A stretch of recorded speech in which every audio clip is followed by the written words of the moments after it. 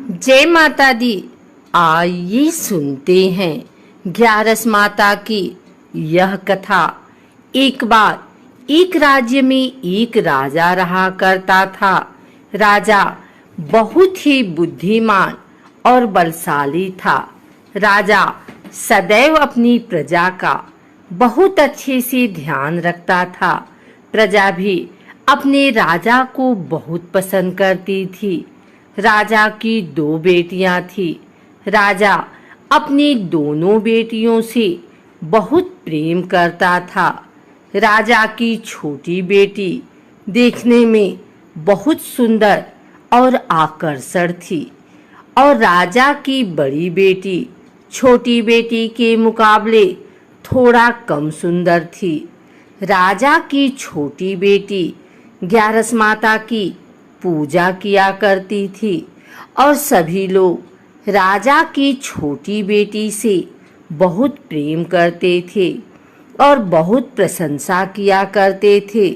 राजा भी अपनी छोटी बेटी को बड़ी बेटी से अधिक प्रेम करता था, जिस कारण राजा की बड़ी बेटी को अपनी छोटी बहन से बहुत नफरत होने लगी। राजा की दोनों बेटियां जब बड़ी हो गई तब एक पड़ोस राज्य में रहने वाला राजकुमार राजा की बड़ी बेटी के लिए रिश्ता लेकर आया। लेकिन जैसे ही उस राजकुमार की नजर राजा की छोटी बेटी पर पड़ी तो वह राजकुमार राजा की छोटी बेटी पर आकर्षण हो गया और उससे पहली नजर में प्रेम कर बैठा। उस राजकुमार ने राजा की बड़ी बेटी के साथ विवाह करने से मना कर दिया और उसने राजा से कहा कि मैं आपकी छोटी बेटी से विवाह करना चाहता हूँ। जिसके बाद राजा की बड़ी बेटी यह देखकर अपनी छोटी बहन से बहुत क्रोधित हो गई और राजा की बड़ी बेटी ने अपनी छोटी बहन को अपना सबसे बड़ा दुश्मन मान लिया। राजा की बड़ी बेटी ने अपनी छोटी बहन से बदला लेने का निर्णय लिया, जिसके लिए उसने अपनी छोटी बहन को जान से मारने का प्लान बनाया। राजा की बड़ी बेटी ने अपनी छोटी बहन को मारने के लिए सबसे पहले एक लड्डू में जहर मिलाकर अपनी छोटी बहन को दे दिया और उसको लड्डू खाने के लिए कहा। लेकिन लड्डू खाने के बाद भी छोटी बहन को कुछ नहीं हुआ। बड़ी बहन यह देखकर बहुत आश्चर्यचकित हो गई, लेकिन बड़ी बहन ने हार नहीं मानी और उसने जब रात में छोटी बहन अपने कमरे में सो रही थी तब एक मटके में सांप रखकर उसे कमरे में छोड़ दिया। लेकिन सांप भी छोटी बहन का कुछ नहीं कर पाया। जिसके बाद बड़ी बहन ने अपनी छोटी बहन से कहा कि चलो हम लोग कुएं में से पानी भर कर लाते हैं।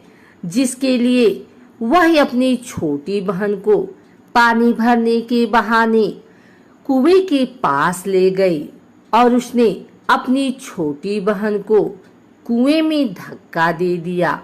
लेकिन छोटी बहन को तब भी कुछ नहीं हुआ, क्योंकि हर बार ग्यारस माता उसकी रक्षा कर रही थी और उधर बड़ी बहन अपने सारे प्रयासों के बाद असफल हो रही थी, जिससे वह बहुत क्रोधित होती जा रही थी।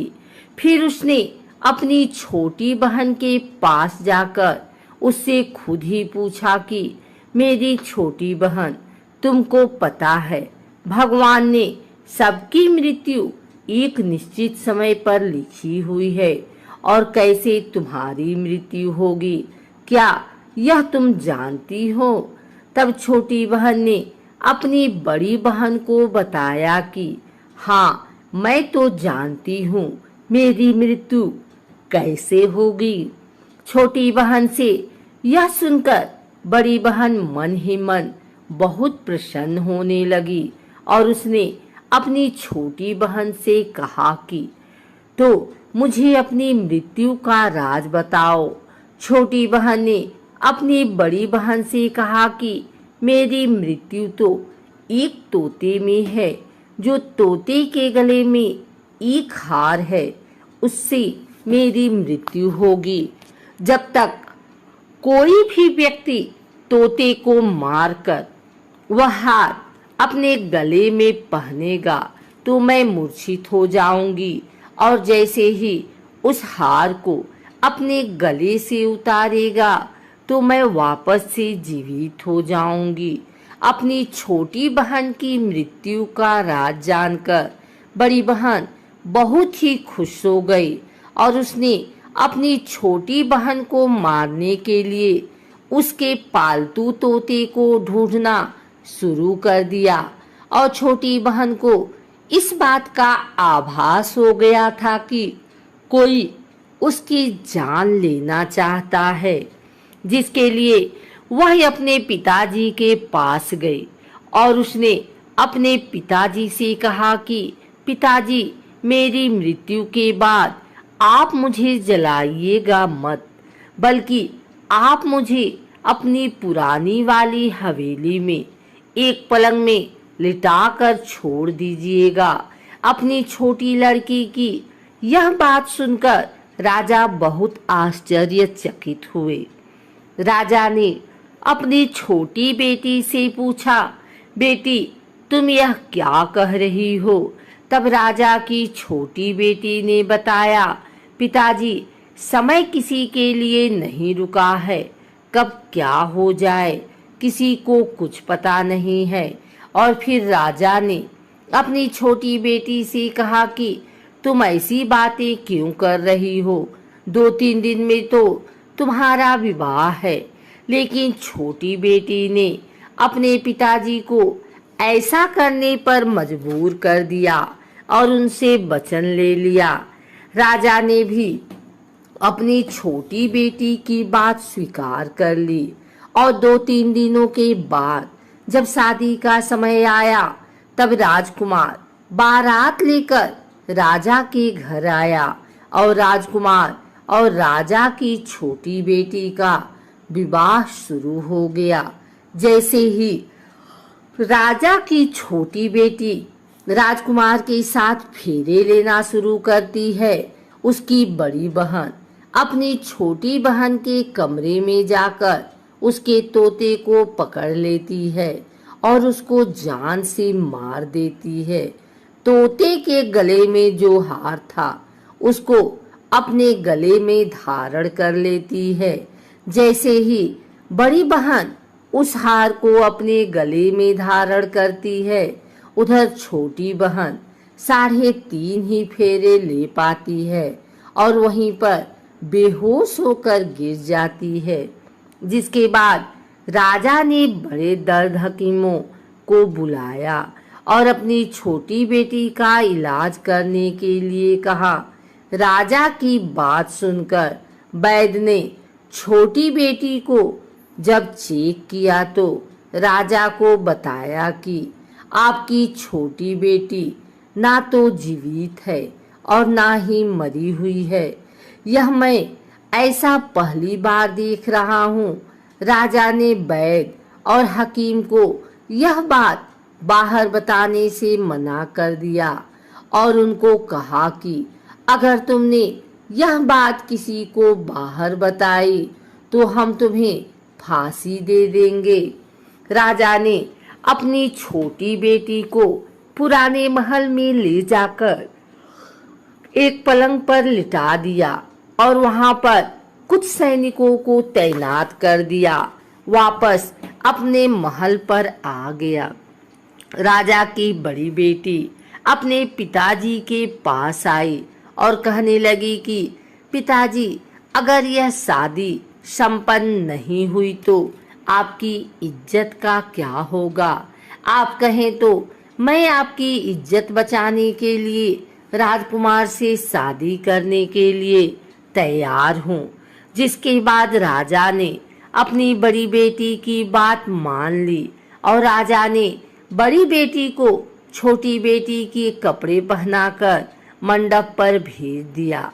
लेकिन राजकुमार यह जान गया कि राजा की छोटी बेटी नहीं है, बल्कि यह राजा की बड़ी बेटी है। लेकिन जब राजकुमार ने शादी करने से मना किया तो सभी लोगों ने राजकुमार को विवश करके राजा की बड़ी बेटी से बचे हुए फेरों को संपन्न करा दिया और विवाह करवा दिया। जिसके बाद राजकुमार राजा की बड़ी बेटी को अपने महल ले गया। राजकुमार राजा की बड़ी बेटी से ना तो बात करता था, न ही उसको पसंद करता था और ना ही उसके आसपास भटकता था। और राजकुमार ने यह फैसला लिया कि वह अपनी प्रेमिका को ढूंढ कर रहेगा और यह जानकर रहेगा कि उसके साथ हुआ क्या है। एक दिन राजकुमार अपने घोड़े पर सवार होकर राजा के पुराने महल के पास पहुंच गया, जहां पर उसने कुछ सैनिकों को देखा। महल के पास पहुंचकर राजकुमार ने जब महल को ध्यान से देखा तो वह समझ गया कि यह तो हमारे ससुर जी का महल है। तब राजकुमार ने सैनिकों से पूछा, तुम लोग यहाँ क्या कर रहे हो और इस महल के अंदर उस पलंग में कौन लेटा है? जिसके बाद सैनिकों ने बताया कि यहाँ पर राजा की छोटी बेटी लेटी है। यह सुनकर राजकुमार बहुत प्रसन्न हो गया और वह तुरंत अपनी प्रेमिका के पास पहुंच गया और उसकी सेवा करने लगा। जैसे ही रात हुई तो राजा की छोटी बेटी उठकर खड़ी हो गई। राजकुमार यह देखकर बहुत खुश हो गया और उसने अपनी प्रेमिका से पूछा कि तुम यहाँ क्या कर रही हो? तुम मेरे साथ मेरे घर चलो।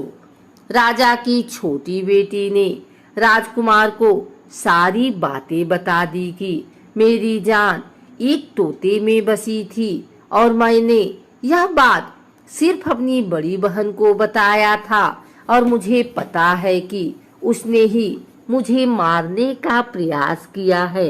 उसके पास एक हार है जिसको वह सुबह पहन लेती है और रात को उतार देती है। जब तक वह हार को पहन ले रहती है तब तक मैं मूर्छित रहती हूँ और जैसे ही वह हार को उतार देती है तो मैं जीवित हो जाती हूँ।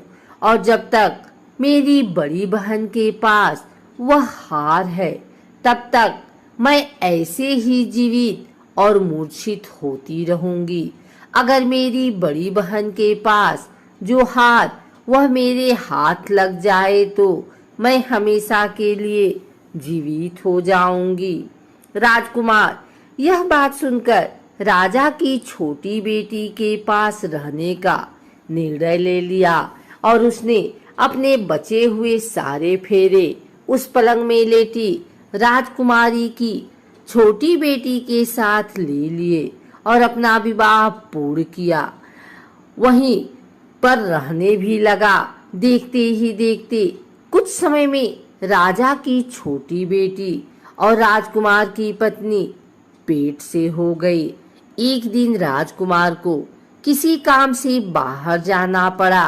तब छोटी बहन के पेट में बहुत तेज से दर्द होने लगा, जिसके बाद उसने ग्यारस माता का आवाहन किया। जिसके बाद वहां पर ग्यारस माता प्रकट हुई और उन्होंने अपने भक्त के दर्द को दूर किया और एक पुत्र की प्राप्त करवाई। और वहीं पर अचानक से राजकुमार भी आ गया। राजकुमार ने ग्यारस माता को देखा तो वह आश्चर्यचकित हो गया और उसने तुरंत माता को प्रणाम किया। और ग्यारस माता ने राजकुमार से कहा कि जब तुम्हारा 5 वर्ष का बेटा हो जाए तो तुम अपनी पत्नी का हार लाकर इसके गले में डाल देना। और देखते ही देखते राजकुमार और राजा की छोटी बेटी का पुत्र 5 वर्ष का हो गया। राजकुमार अपने बेटे से कहता है कि बेटा, मैं कुछ काम से बाहर जा रहा हूँ, तुम अपनी माता का ध्यान रखना। और वहां से चला जाता है। राजा को बाहर निकलता देख बड़ी बहन के सैनिक देख लेते हैं और बड़ी बहन को जाकर सारी बातें बता देते हैं। जिसके बाद बड़ी बहन अपनी छोटी बहन के पुत्र को वहां से उठवा लेती है और उसको मरवा देती है। छोटी बेटी के पुत्र के 2 टुकड़े करवा देती है। पहला टुकड़ा चक्की के पास छुपा देती है और दूसरा टुकड़ा अपनी पलंग के नीचे रख लेती है। अब 11 माता भिखारी का रूप लेकर आती हैं। एक भिखारी का रूप रखकर बड़ी बहन के पास चली जाती हैं। जिसके बाद वहां पर भिक्षा मांगने लगती हैं। बड़ी बहन अपने नौकरों से कहती है कि जाकर भिक्षा दे दो। लेकिन जैसे ही नौकर 11 माता को भिक्षा देने के लिए आते हैं तो माता उन्हें मना कर देती हैं और कहती हैं कि मैं तुम्हारी महारानी से ही भिक्षा लूंगी। जिसके बाद बड़ी बहन स्वयं ही भिक्षा देने के लिए माता के पास आती है। तब माता एक बिल्ली का रूप लेकर उसके कमरे में चली जाती हैं और वहां पर छोटी बेटी के पुत्र को कोई 2 टुकड़े को आपस में जोड़ देती हैं और उसे जीवित कर देती हैं। उसे वहां से ले जाती हैं। राजकुमार अपने बेटे को लेकर अपनी पत्नी के पास जाता है और उसे कहता है कि तुम इसका ध्यान रखना। अगर तुम इस बच्चे का अच्छे से ध्यान रखोगी तो मैं तुमसे बात करूंगा। एक दिन राजकुमार अपने बच्चे से कहता है कि तुम मम्मी से उनके गले का हार मांग लो। जिसके बाद राजकुमार का लड़का अपनी माँ के पास जाता है और कहता है कि माँ, मुझे तुम्हारा हार चाहिए जो तुमने गले में पहन रखा है। यह सुनकर पहले तो बड़ी बहन बहुत क्रोधित होती है, पर उसको यह याद आता है कि राजकुमार ने कहा था कि अगर मैं इस बच्चे का ध्यान अच्छे से रखूंगी तो वह मुझसे बात करेंगे।